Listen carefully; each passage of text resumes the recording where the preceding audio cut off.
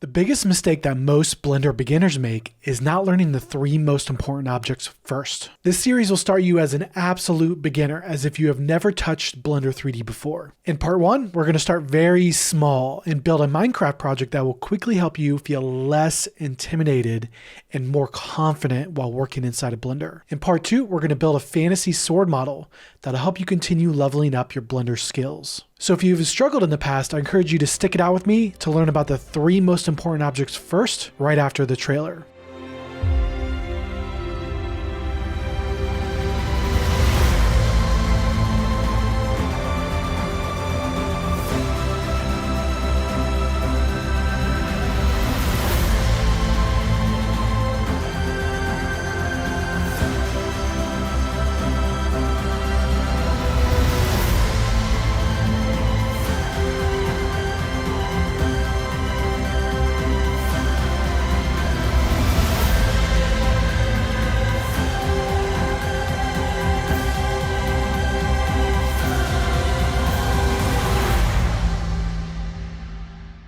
The first of the most important objects is going to be our default cube, which is actually a mesh object. We can use what's called box modeling techniques with them. Box modeling is when we start with a basic shape and transform that shape into something more useful, like our fantasy sword model. Cubes and cylinders are the most useful shapes to start with. Cones and toruses are less useful. The second most important object is our camera. The camera is the start of how we turn our default Blender scene into an animated movie. The third most important object, and by far the most underrated, is our light. With the light, we can do very basic things like turning up and down the intensity, but we can also transform our scene from very flat looking 3D models to very cinematic 3D renders. Throughout this entire series, to keep it as simple as possible, we're going to be hyper focused on getting to know these 3 objects. So let's get going.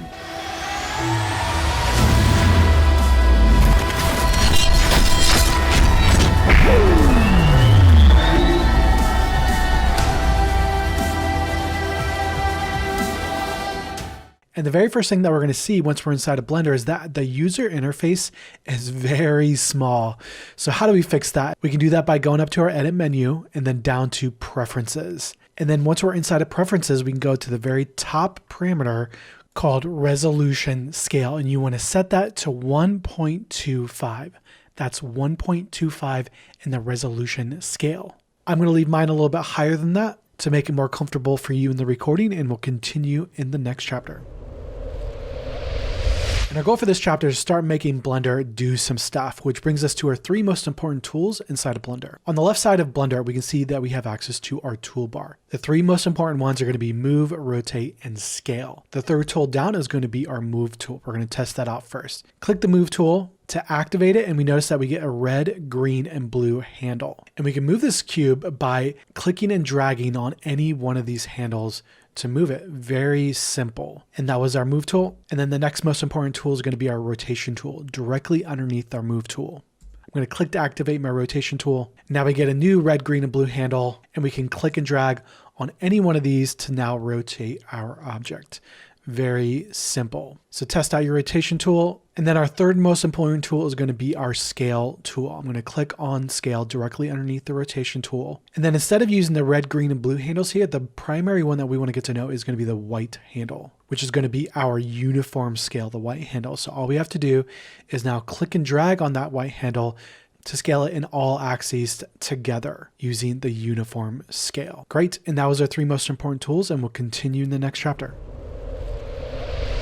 And our next goal is to learn how to move around in our 3D viewport using our 3D viewport navigation controls. First, I'm going to show you how to do it on a standard keyboard and mouse. We're going to need a 3-button mouse to do this. And then next, I'll show you how to do it on a trackpad. And our first navigation tool is going to be our orbit tool. To use orbit, we'll use the middle mouse button and we'll hold it down. And as I hold this down and then move my mouse left and right, we'll now start to rotate around our scene. This is sort of like how the moon orbits around the Earth. It's just going in a circle around a specific object. Now, the way we tell Blender which object to go around in our orbit tool is going to be our next tool, which is our frame selection tool. We'll start by selecting our cube to activate it. And then once we have our cube selected, we'll go up to the view menu and then down to frame selected, or we can use the hotkey number pad period. Now, as soon as we hit frame selected, we're going to notice Blender is going to snap into place, framing whatever objects we have selected. And the most important part about this is now that this object works with our orbit tool. So as I middle mouse button down left and right, we'll notice that we are now perfectly orbiting around a specific object. And that was our frame tool. Next, we have our zoom navigation control. And our zoom is going to be middle mouse button scrolling up and down to zoom in and zoom out. That's middle mouse button scrolling in and scrolling out to be able to zoom in and out. So this is zooming in on whatever we have frame selected. Next navigation tool is going to be our pan navigation tool. To use our pan, we're going to use a shift in combination with holding the middle mouse button down. And as I hold shift and middle mouse button, I'll go left and right to pan left and right, and then we can go up and down. Super special note here, you have to hold down the shift button first and then hold down the middle mouse button second, or else it just won't work. And our next step is our noob to pro navigation exercise. And this is going to help us build up some muscle memory. Muscle memory is the key to your success early on in Blender. And our goal is to be able to navigate around each individual object in our scene as quickly as possible. And we can do this with 3 steps. Step 1, orbit around to find an object. Step 2, select an object. Step 3, frame selected. And then we simply just repeat this process over and over and over and over. And I want you to watch me once, and then it's going to be your turn. So step 1, I'm going to orbit around my scene to find another object in my viewport. Step 2, I'm going to select that object. And then step 3, I'm going to frame selected. And then once I frame selected, I'm going to snap over there, and now I've automatically navigated. Now repeat that. Step 1, select an object. Step 2, frame selected. Step 3, orbit around, repeat. Now, I want you to practice over and over and over until you can do it very, very, very quickly. This is going to help us build up some muscle memory. And later on, while you're duplicating your scene and you're building your Minecraft project, I want you to remember these steps to be able to get around a lot easier and a lot more efficiently. So that was our noob to pro navigation exercise. Trackpad controls. Go up to the edit menu and then down to preferences. Then over to input, and then we're going to turn on emulate 3-button mouse. Then we can alt and click and drag to orbit around our scene. Then we can use shift and alt to pan around our scene. Then we can control and alt to then zoom in and out of our scene. On some laptops, we can also 2-finger scroll and pinch to zoom. And our goal for this chapter is to take our default cube and then turn it into our first Minecraft pillar. And we're going to do so with the help of our snap and duplication tools. Now, before we go any further, our scene's got a little bit messed up now, so we'll want to reset this to set yourself up for the next few chapters. And to reset our scene, we'll go up to the File menu, and the very top option, New, and the very top option, General. File, New, General is how we reset our Blender scene. And then we'll click Don't Save, and then it's going to be very important for us to not move our default cube. So leave the default cube exactly where it is for now until we get to know our snapping tool. Now, the way the snapping tools work is it allows us to easily line up objects inside of Blender, and it's going to make our lives way easier doing the Minecraft scene. And we can find the snapping tool at the very top of Blender. We'll see that we have a magnet-shaped icon. And we're going to click that on to turn it blue. And now we have our snapping mode activated. And if you can see this, is if we go over to our move tool and activate that as well. Now, if I move around my cube, we'll start to see that we have this snapping incrementally.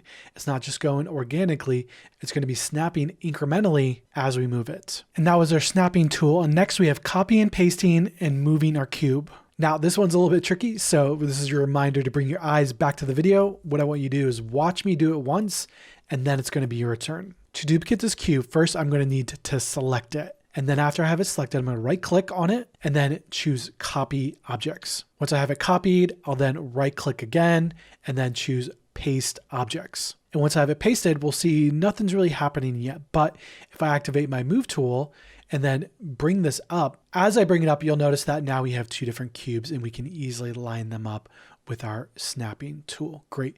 And we have a super special note here. We're not going to be using the duplicate objects button in this tutorial. Although this is a fine way to work, it doesn't copy the material, which we're going to use later on. Okay, now it's your turn. Select a default cube, right click and copy objects. And then right click and paste objects directly after that. Activate your move tool and then bring it up. Very simple.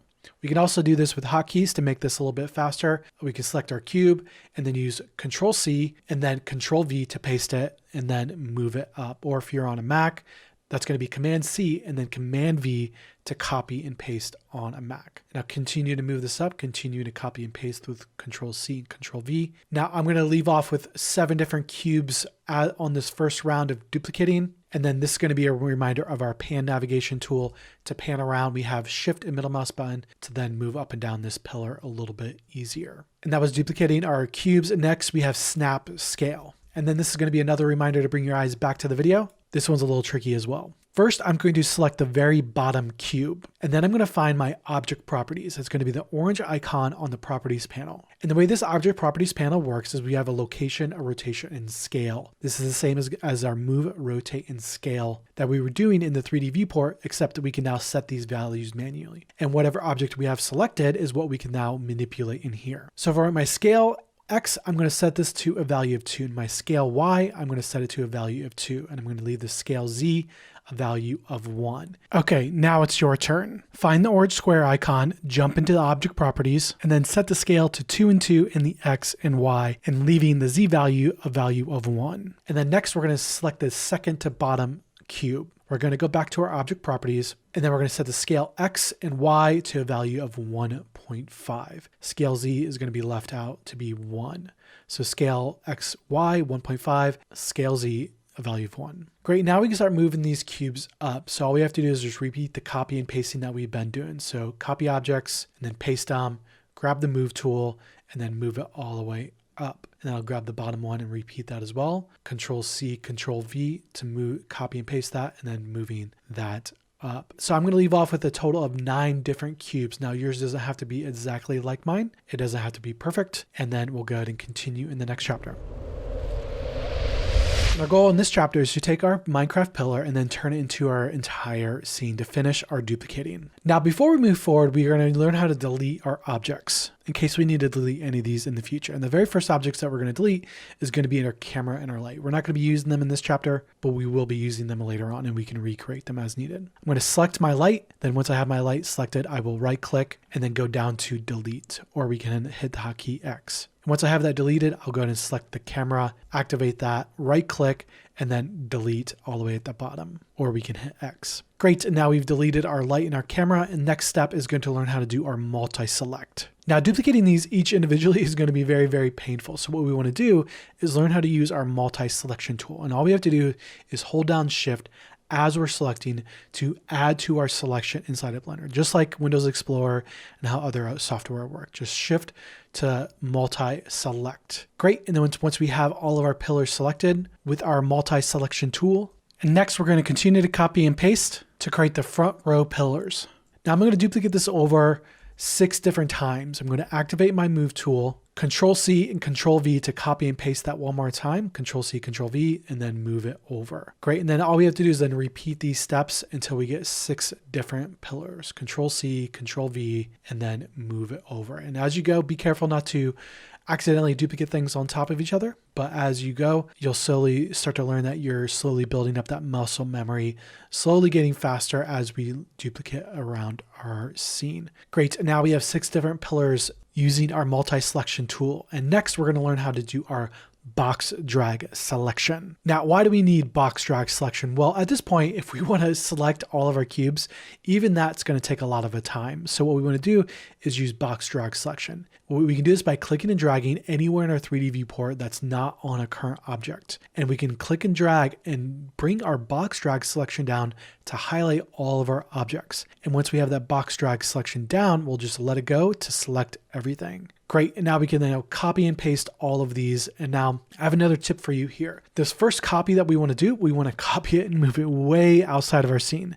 This is going to make it easier to do our box drag selection a little bit later. So Control C, Control V, and then after I have that copied, I'll move that all the way over. And now we can see if I move it far enough, I can then use my box drag selection to then very easily reselect those again. So that's a little bit of a tip to make this process a little bit easier. And that was our box drag selection. And next we're going to start copying and pasting to create our side pillars. Now, to be able to work here a little bit easier, we're going to continue to navigate in, and we can use our a view frame selected tool to snap in here. Now we can orbit around to make this a little bit easier to navigate. We'll select the top one, and then we're going to duplicate this one over. Control C, Control V, and then move that over. Then we're going to do the same thing for the bottom. Control C, Control V, and then move that over. Great, and now we're going to select all of these together. So select, shift select all 9 of our pillars and the 2 new cubes that we've just created. And then we'll continue to duplicate this over with Control Z, Control C, Control V, and then move that over. Great. Control C, Control V, move it over again.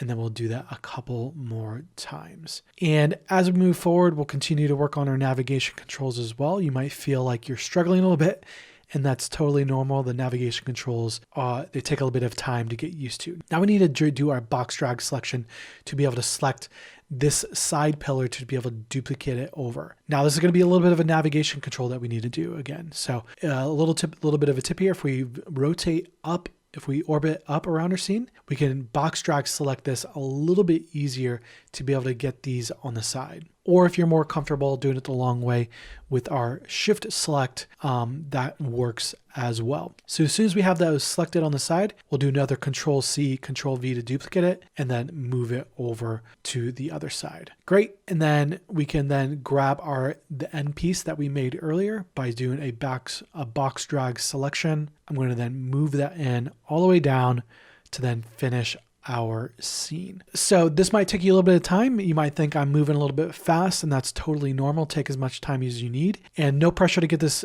completed in this chapter. And in the coming chapters, I'm going to actually show you a little bit of a faster way to pull this off, and we'll continue in the next chapter.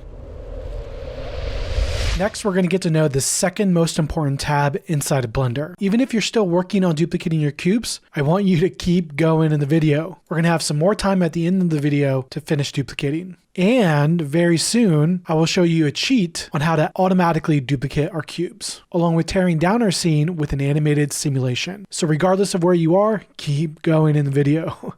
And our goal now is to take our pillars and then turn them into a fully rendered 3D world. And we're going to do that primarily with the help of our shader tab. And our first step is to switch over to the shading tab. At the very top of Blender, we have access to switch over to different tabs. We're going to find our shading tab. Click on that to switch over to the shading tab. Great. Now, quick bonus tip. If you don't see the shading tab, you can use your middle mouse button to scroll to find it, or alt click and drag on a trackpad. So the very first thing that we're going to notice is that everything looks different. What's going on here? And that brings us to our goal for this chapter, which is to get to know the shading tab. Now, we're not going to use the 2 panels on the left, and we're not going to use the 2 panels on the right. Instead, we're just going to get to know the top panel and the bottom panel. The top panel is going to be our 3D view. This is going to be the same 3D view that we worked with in the layout tab.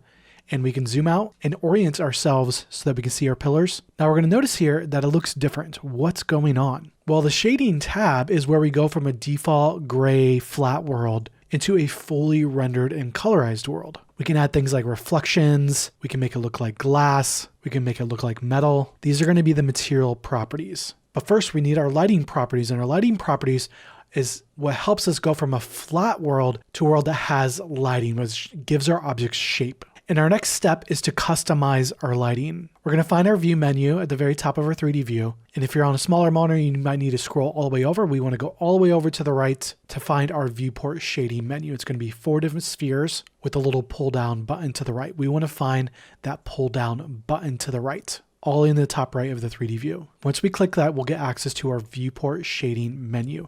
This is where we can customize our lighting. From here, we see a little sphere chrome object. This is our current lighting preset. If we click that, we'll get access to other lighting presets. You're welcome to play around with these, but the one we're going to use for now is going to be this one all the way to the right. This is going to be our sunset lighting, but any one of these are going to work. Great. And as soon as I select that, we'll see that now our viewport has changed. We have a new lighting preset. And then our next step is to get to know the shader editor. The shader editor is going to be our bottom panel. This is where we start to add things like color. We can add reflectivity, make it look like glass, metal. These are going to be the material properties. Now, if you're not seeing anything here, you want to make sure that you have an object selected. This is going to show us the material that we have currently selected in our 3D view. And note here that this doesn't work well with multi-selection, so we need a single selection for this. Great. And now if you're still not seeing anything here, you may have deleted the default cube when you first started, and the default cube comes with the default material. So if you did that, no worries, you can click the new icon to create a new material in the shader editor. Next, we have our shader editor navigation controls. We can navigate around using the middle mouse button to navigate around the shader editor, just like pan in our 3D view. We can also zoom in and out of the shader editor, just like we did with our middle mouse scroll button in our 3D view. Laptop controls, alt click around to drag around. Now, all we need to do for this chapter is to adjust the base color. We're going to see two different nodes. And on the first node, we're going to see this little parameter called base color. If you click on that, we'll get access to a color wheel. And on that color wheel, we can click and drag around to alter its color.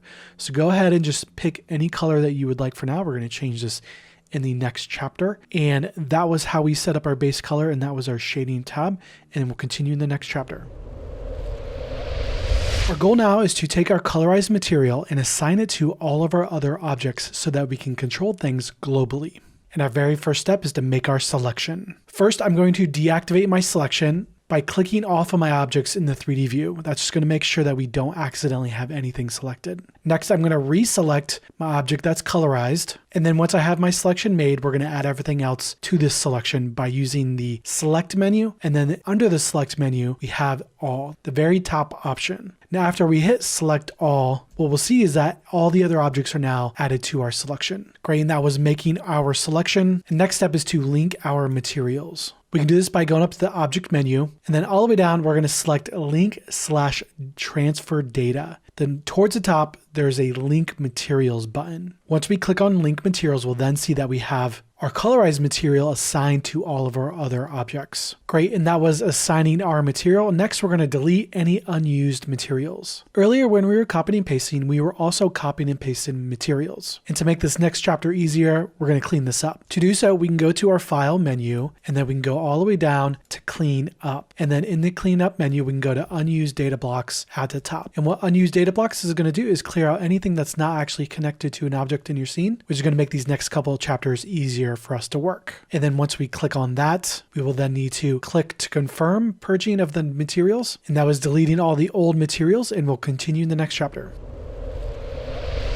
And our next goal is to take our image textures and then assign them to our cube to create our final textured pillar. And before we get started, we're going to need the downloadable files included in this video. In the link in the description, click more. Then locate the free downloads URL, click that, and then you're going to find the Minecraft downloads after that.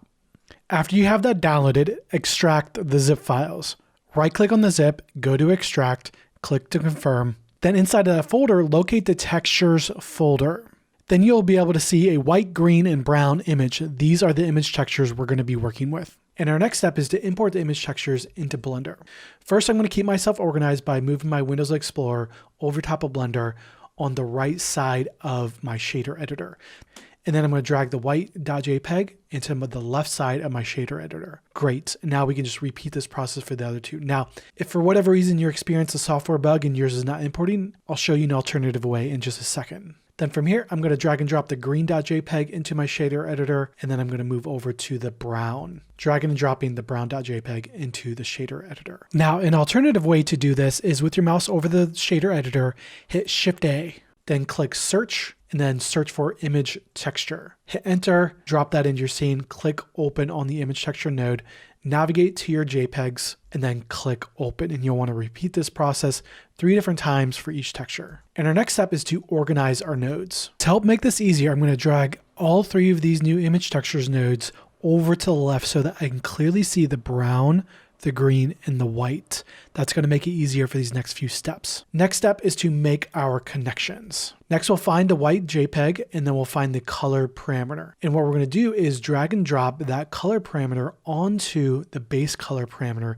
to assign it to that parameter. And what we should then see is that all of our materials, all of our cubes in our 3D view now are assigned that same white.jpg. Great. Quick tip here, if you ever run into this weird menu whenever you're working with these connections. You can just go ahead and click on the shader editor anywhere to get rid of that. Great, and we'll continue in the next chapter. And our goal now is to assign our green and our brown JPEGs to 2 more cubes on our pillar. And in our first step, we're going to get access back to our viewport toolbar. Now, if I select this bottom pillar here, and then the first thing that we're going to notice is that we can't actually move it because our viewport toolbar is gone. Well, we can get it back by going up to the view menu and then selecting toolbar all the way to the top. Click on that, and what you should then see is you get access to your viewport toolbar again. And boom, there we go. Now we have it, and now we can select move to be able to move this around. And next step is to duplicate 2 additional cubes. So I'm going to start by Control C, Control V to copy and paste that cube. And then once we got that pasted, we can then move it down and then repeat the process. Control C, Control V, and then go down. And very special note here, we're not going to be using the duplicate objects button or Shift D. The reason for this is because it duplicates objects and it doesn't duplicate the materials. And now that we have 2 more cubes, we can jump to creating our brown and green materials. Now this part is going to be a little bit tricky, so I want your eyes back on the video for this one. Now, a super important step to this process is that we need the correct selection.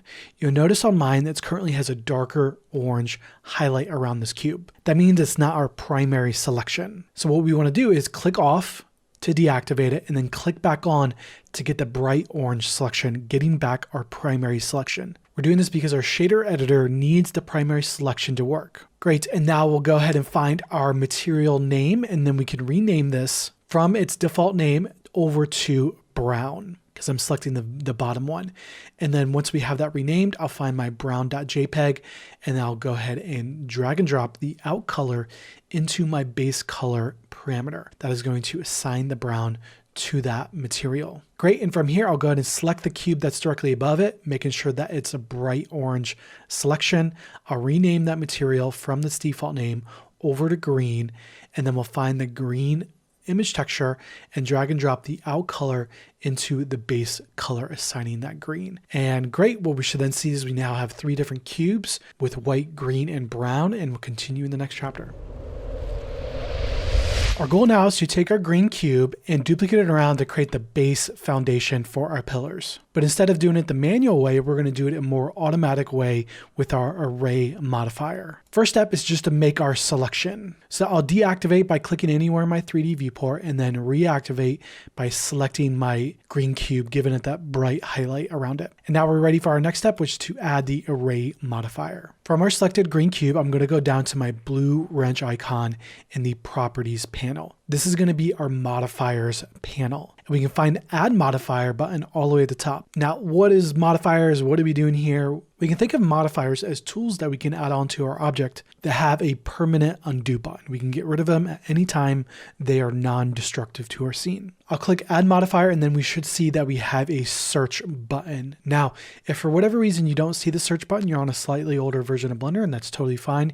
You can go ahead and just click the array modifier that's in the second column at the top. Now, after we click the search icon, we can then type in array and then click enter. And now what we're going to see is our cube is automatically duplicated. Now we can set how many arrays by adjusting the count. I'm going to change it from a value of 2 all the way up to a value of 8. Automatically duplicating this cube 8 different times. Very easy. And that was our array modifier, and now it's time to add our second array modifier. A tip to help us keep us organized, we have an upside down triangle in the top left of our array modifier. If we click on that, we'll collapse it, giving us a little bit more space to work. Next, I'll do add modifier, I'll do a search, and then I'll type in array one more time, hit enter, and then there we go. Now we have our second array. Now by default, it's going to be pushing it in the same direction, which is not what we want. So in the factor settings under the X value, the very top value, I'm going to change it from a value of 1 over to a value of 0. And then in the Y axis, I'm going to change it from 0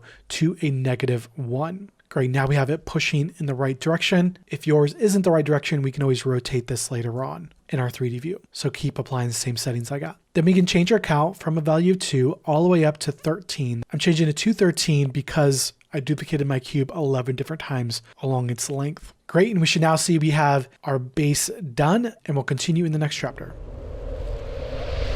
And our next step is to duplicate our green cube layer to make our brown dirt layer, and then add an additional array to array it down. And our very first step is to copy and paste our green cubes. Very first step is I'll just make sure I have my selection. Then I'll have Control C, Control V to copy and paste. Then I'll go all the way up to my move tool, activate that, and then go ahead and move that down 1 unit. Great. And now we have that copy and pasted. That brings us to our next step, which is to assign the material. Now you notice that we have that dark highlight again. We don't want that. So we'll click anywhere in the 3D view outside of the objects to deactivate it, and then reselect it so that we have the bottom layer to be that bright highlight. Great. Next, we'll go down to our shader editor, and to the left of where we named it, we're going to see a sphere icon with a checkerboard pattern. That is our material browser. We can click on that to get access to all of our materials that we've already created in this scene. I'm going to go up to my brown material, select brown, and now we should see that we've reassigned that material to this layer. Great, and that was assigning our brown material, and then our final step is to add in our third array. Now go ahead and collapse the array modifier that we made before. The top left, there's a triangle. I'll click on that to collapse that, and then I'll click Add Modifier, and then in the Add Modifier menu, I'll click Search, and then search for array, and then click Enter. Now we have our third array added, and then in the factor settings, we're going to change the top parameter factor X from 1 to 0, shutting that off. And then in the Z value, which is up and down, we're going to change that from 0 to -1. So 0, 0, -1 in the factor. Then we'll change our count from a value of 2 over to 3, giving us 3 total duplications. Great, and that was our third array. And then our final step is going to be to move or rotate this into place. Now, yours might be pointing a different direction than mine. That's fine. Just go ahead and shift select both the green and the brown layers, and then grab your move and rotation tools, and then move and rotate them into place. The rotation tool, again, reminder, is just below the move tool, and move and rotate as you need it. Yours might be in a little bit of a different place than mine. And once you have that, we're ready to go, and we'll continue in the next chapter. Our goal now is to take our scene from looking very flat to looking more cinematic, and we're going to use 2 techniques to do this. We're going to use ambient occlusion, which is our contact shadows, and then bloom. We're going to do this with our render properties. And our very first step is to set up our ambient occlusion. First, we'll locate our render properties. It's in the properties panels, the second icon from the top. It'll look like a camera icon. I'll activate my render properties, and then towards the top, we're going to find ambient occlusion. Once we locate ambient occlusion, I'm going to enable that, and then I'm going to expand the options to control it a little better. In my factor parameters, I'm going to change it from a value of 1, and I'm going to exaggerate it by bringing it up to 3. Same with distance. I'm going to bring it from a value of 0.2, and then bring that up to a value of 6, exaggerating the amount of ambient occlusion we have. Then we can continue exaggerating this by turning off the parameter bounces approximation. Great, and now we're starting to see that we have some shadows working. And our next step is to set up our bloom. Directly under ambient occlusion, I'm going to enable bloom. I'm going to expand the dialog so that we can control this better. And then under intensity, I'm going to bring it up from a value of 0.05 and then bring that up to a value of 1, making more bloom. And then under threshold, I'm going to change it from a value of 0.8 to a value of 6. So threshold controls how far the bloom goes, and intensity controls how bright it goes. And now if I rotate around my scene, we can now see that we have our shadows and we have our light bloom effect, helping our scene look more cinematic. And that was our render properties, and we'll continue in the next chapter. Our goal now is to take our scene and turn it into a rigid body simulation, making everything animate. Now, this is a challenging chapter. This is going to be our biggest chapter yet, so I need you to hyper-focus with me throughout this entire chapter. And our first step is to set up our timeline. Going back up to our layout tab, and then at the very bottom, we'll see that we have access to our timeline. This is where we run playback and simulations. Now for now, all we need to do is adjust the end parameter. By default, it's going to be set to 250, and we're going to change that to 250, which is about 10 seconds long. We're going to change that to 96 frames, which is about 4 seconds long, giving us a much shorter simulation, which is going to be a little bit easier to work with. Our next step is to select all of our white cubes, and we can do that with the help of our Select Linked Materials tool. First, we'll need to select one of our white cubes. I'll select one, activate that. Then we can go up to our Select menu, and then all the way down, second one to the bottom, select a linked, and then we'll choose Material. Then after we click that button, we'll see that now all of our white cubes are now selected. Anything that has the same material. Now, if that is not working for you, another alternative way is to select all of them individually or with box selection. Then our next step is to do an active rigid body simulation. What does that mean? That's a fancy word for saying make objects move in a simulation. First, we'll go up to our object menu, and then we'll go all the way down to rigid body. And then we're going to go all the way up to add active rigid body. What is that going to do? Well, if we were to run our simulation now, what we would see is that our objects are going to start moving, right? That's pretty cool. They're moving down with gravity, but we have a problem.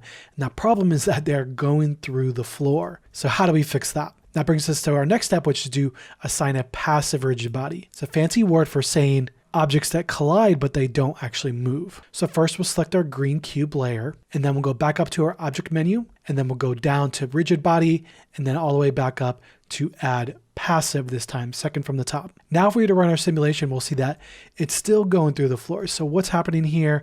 Why is this happening? Why aren't these colliding? Well, that's because our green cubes have the array modifiers, and we need to apply these modifiers for them to work with this simulation. To do that, I'll select my green cubes, I'll go down to my wrench icon, then towards the top right of my modifier, there's going to be an upside down triangle pull down option. I'm going to click that, and then we're going to click apply. Apply is how we collapse the modifier into the object, so it's no longer edible, it's baked into the mesh entirely. And if for some reason you're not getting this menu, you might need to try the other modifier first. And now we'll see that modifier disappears, and then we'll repeat this process, grab the pull down option, click up the apply, and now both of our modifiers are now applied. Great. Now if I were to run the simulation, we'll see everything's moving, everything's colliding, but everything's moving very, very, very slowly. So we need to move to our next step, which is to exaggerate the gravity, because technically our scene scale is too big. First, we'll need to find our scene properties. It's going to be the cylindrical triangle shape with a little sphere directly above the Earth icon in our properties. I'll click our scene properties, and then we'll find our gravity parameter. I'll expand that to get access to its property, go down to the z-axis, and then we'll change the z-axis from negative 9.8 to negative 30. And once I have negative 30, I'll hit enter. Great. Now, if we were to run our simulation with our new gravity settings, we'll see that the cubes are dropping faster, but overall the simulation just isn't doing anything, right? And that brings us to our next step, which is to sabotage our simulation. To do this, I find the sweet spot is the second from the bottom cube. Selecting the second to the bottom cube and then grabbing our move tool and then moving these over. And then what you want to do is go around your scene and find these sweet spots and move your cube around to make these pillars fall down. And again, I'm moving the second to the bottom one, going around my scene with my move tool. You can delete them. You can try moving other ones. You can, put cubes inside of each other, which will make it explode, which I'll share with you in a second. And as you do that, the more organic you make it, the more organic it's going to feel. So now I have all my cubes moved around and sabotaged. Now it's time for the final tips before we run the simulation. These are the most common issues people run into. In the future, if you run into this issue where you're moving your objects, but they snap back to its original location, this is happening because you're still in simulation mode. And what you need to do is simply just pause the video and rewind. You can only move objects on the first frame of the simulation.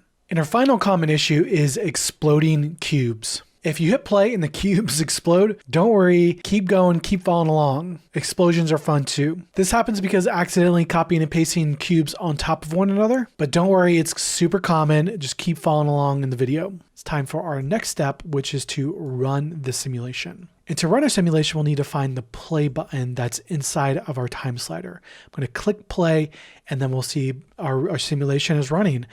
And that is looking great. Now, if you're running into any issues such as your cubes exploding or any weirdness at all, don't worry, just keep going, keep following me in the video, and then there'll be time after the video with our final tips to clean this stuff up. Now, the only two controls that we need are going to be the pause button and the rewind button. If we ever want to adjust the cubes and move them around individually, we first have to pause and then we have to rewind. So first I'm going to hit that pause button and then I'm going to hit that rewind button. And our next step is to view this with our materials. So we can go up to our shading tab And then once we're in our shading tab, and then with our mouse over the 3D view, we'll hit spacebar to then run our simulation. Great, so that is all of our materials, all of our cubes being simulated simultaneous. Now, if you're on a slower computer, this process is going to be a little bit slow, and that's okay for now. And be sure to continue with me to the next chapter where I have one final tip before we let off with part 1. And I have one final tip before moving on to part 2 and building out our fantasy sword model. But before that, I encourage you to click the link in the description to learn more about our CG Fast Track Premium membership. The Premium membership is where you unlock the Blender track, which is the ultimate beginner to advanced transformation. Join the rest of the Fast Track army leveling up and climbing the mountain of mastering Blender. Being alongside everyone's progress every day can be a huge motivator, and I hope to see your progress in the Discord. One final tip before moving on to part 2 is to rebuild your Minecraft project. Rebuilding the Minecraft project will help you build muscle memory. Muscle memory is the key to your success early on in Blender. And once you build your Minecraft project, you'll hear from me in part 2 right here on YouTube.